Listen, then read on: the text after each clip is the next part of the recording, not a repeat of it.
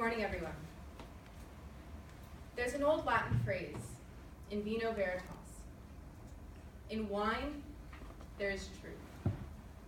And in this case, if you follow the wine, you'll find the truth.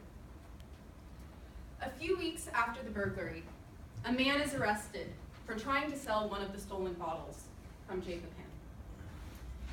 He tells the police he was actually given the bottle in exchange for a stack of cash, a cut of the proceeds, and no questions. He identifies the man who gave him the bottle as a man who was only known as Big Man, and as someone who fit the physical description of none other than the prosecution's star witness, Mr. Big Sam Luzadas. Ladies and gentlemen, in wine there is truth. And if you follow the wine, you'll find the truth. Now, the prosecution just came before you and told you the evidence they're going to present today. And now, as the defense, it's my turn to tell you our side of the story. But the interesting thing about this case is we actually agree with the prosecution on a lot of things. We're not going to dispute that there was a burglary at Jacob Ham on December 26th. We agree that there was a conspiracy to rob Jacob Ham of over $400,000 worth of wine. Ladies and gentlemen, this case boils down to a classic whodunit. The prosecution's version, Mr. Pickus in the wine vault with a crowbar. The defense's side, Mr. Luzadas in the wine vault with a crowbar. Like I said, there's a lot to agree on in this case. The question boils down to who. So with that, I'd like for you to now meet the defendant, Mr. Blair Pickus. Mr. Pickus moved here to Petaluma about 6 years ago in 2010 to start his career in wine country. You're going to hear that he got his start in wine country as an assistant sommelier at Jacob Ham. Throughout the next 4 years of his employment as an assistant sommelier, he worked very hard to eventually rise to the ranks of master sommelier. You're going to hear that being a master sommelier is one of the most prestigious positions within the fine dining industry, and that in order to become a master sommelier, Mr. Pickus had to take time off work. He had to study for the exams, he had to attend school, but he did. And you will hear that in July of 2014, Mr. Pickus earned his master sommelier certification. And at that time, he assumed the position of master sommelier for Jacob Ham. Now, although being a master sommelier at Jacob Ham is undeniably a great career opportunity, you're also going to hear how difficult it was to be an employee for Mr. Big Sam Luzadas. You're going to hear that Mr. Luzadas has a reputation of not paying his employees. You're also going to hear that Mr. Luzadas takes a cut from his waitstaff's earned tips. And you're also going to hear that back in July of 2014, when Mr. Pickus went to sommelier school and achieved his certification, Mr. Luzadas promised to pay for that schooling. But as you'll hear, he backed out of that promise. And not only that, when Mr. Pickus came to assume the position of master sommelier, Mr. Luzadas wouldn't even entertain a discussion about giving him a raise.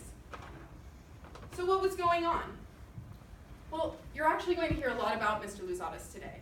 And so I'd like to take a step back and talk about what you're going to hear.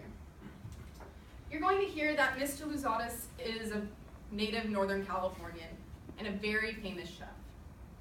Back in 1994, he buys his first restaurant, the restaurant in this case, Jacob Ham. Flash forward to 2003, about 10 years later, Jacob Ham is named the best restaurant in the entire world. By 2006, it has 3 Michelin stars. It starts being featured in television shows, movies. It's attracting guests, celebrities from all over the world. And so, Mr. Luzadas rises to fame, and he starts buying more restaurants. He buys Sam's in Tiburon. He opens up Chez Louis in San Francisco. And then he opens up the Vallejo, which we'll talk about in a moment. So In 2014, however, Mr. Luzatis' success starts to turn sour. You're going to hear that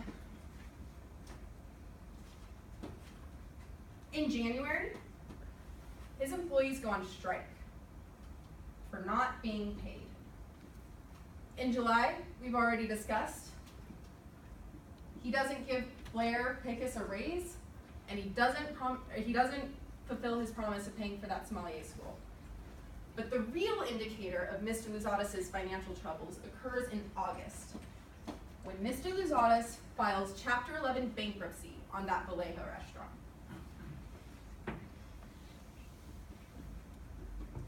Sorry for my handwriting. So, yet in spite of all of these financial problems, Mr. Luzatis nonetheless decides to take on a very expensive renovation project for his restaurant, J. Papan. And the renovation project is scheduled to begin on December 26, 2014, the same day as the burglary. And for this renovation project, Mr. Luzatis hires his longtime friend and local Petaluma contractor, Mr. Houston Porter. Now you're going to hear that normally when Mr. Porter hires a subcontractor to help out with the amount of work, he hires someone he knows, or he hires someone who was recommended to him. But in this case, you will hear that Mr. Porter deviated from his normal hiring practices when choosing to hire Brent Kling as the subcontractor. Now, Mr. Kling will not be here to testify today. He has been arrested for human smuggling trafficking charges. But another thing that we will agree with the prosecution on is that Mr. Kling likely was part of this conspiracy to rob over $400,000 of wine out of the wine cellar. Where we disagree again is with whom Mr. Kling conspired with. There will be no evidence today that Mr. Kling conspired with my client, Mr. Pickus. The evidence instead will point to someone else, Mr. Luzatis. So let's go ahead and talk about what happened the day of the burglary. It's Christmas Day, and Mr. Pickus is working at the shift at J. Papan. And his tables are ordering very expensive wines, meaning he needs to go down into the wine cellar, he needs to go into the wine vault, retrieve the bottles, and sell them. But in addition to selling expensive bottles of wine that night, Mr. Pickus is actually also receiving a lot of phone calls. It's from his sorta on-again, off-again girlfriend, and they're having problems with their relationship. In fact, they have a child on the way together. And so, Mr. Pickus, not wanting to be distracted at work, goes to his boss, Mr. Luzatis, and asks if he can leave early for the night. And Mr. Luzatis lets him. At 1 a.m., Mr. Pickus leaves the restaurant. He drives 30 minutes to Calistoga to go to his sorta girlfriend's house. And really, that's the defendant's involvement in this crime. You're gonna hear that he drives to her house and they fight and they argue and they eventually call it a night. He leaves shortly after 2 a.m. He goes to a convenience store. It's 2:17, and Mr. Pickus is at the convenience store buying a pack of cigarettes. Objection, Your Honor. I apologize for interrupting. There's a lack of foundation and therefore this should be published to the jury. Your Honor, may I? Yes.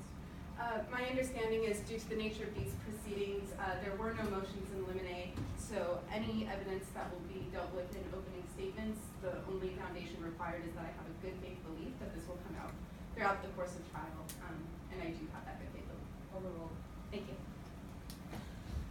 It's 2:17, the morning of the burglary, and the defendant is right where he said he was, at the convenience store, 30 minutes away from J. Papan.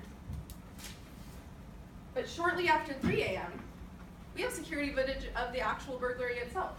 Bailey?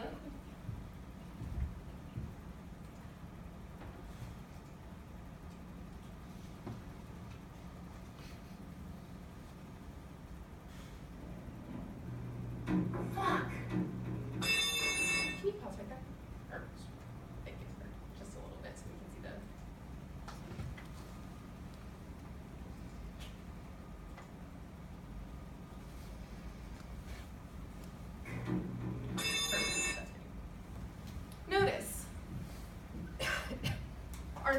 wearing a blazer and a distinctive pin, whereas our defendant at 217 in the convenience store was not wearing a blazer, was not wearing a pin, was wearing a hoodie.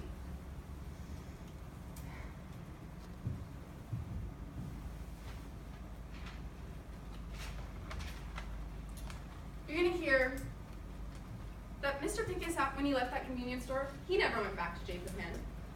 In fact, he didn't go back to Jacob-Penn the next morning either, because the restaurant was supposed to be closed for the renovations. No, instead, who did show up the next morning was Mr. Houston Porter, the contractor. He arrived and discovered the break-in at 6 in the morning. And you're going to hear that he waited over an hour to call Mr. Luzadas and inform him of the burglary. You're going to hear that the police didn't even arrive until 7:30 in the morning. And all the while, Mr. Porter and his men are trampling all over the crime scene. They're moving things around, and they're creating additional boot prints and tire tracks. Now, ladies and gentlemen, you're also going to hear about the subsequent investigation that the police and the district attorney took in this case. You're going to hear that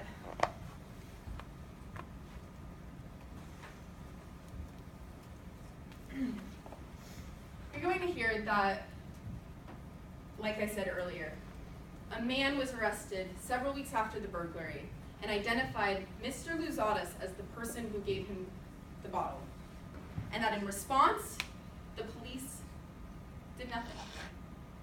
You're going to hear that the police determined that the vault where the wine was stolen from, it wasn't actually broken into. You're going to hear that 2 people had the access to that vault, Mr. Pickus and Mr. Luzadas.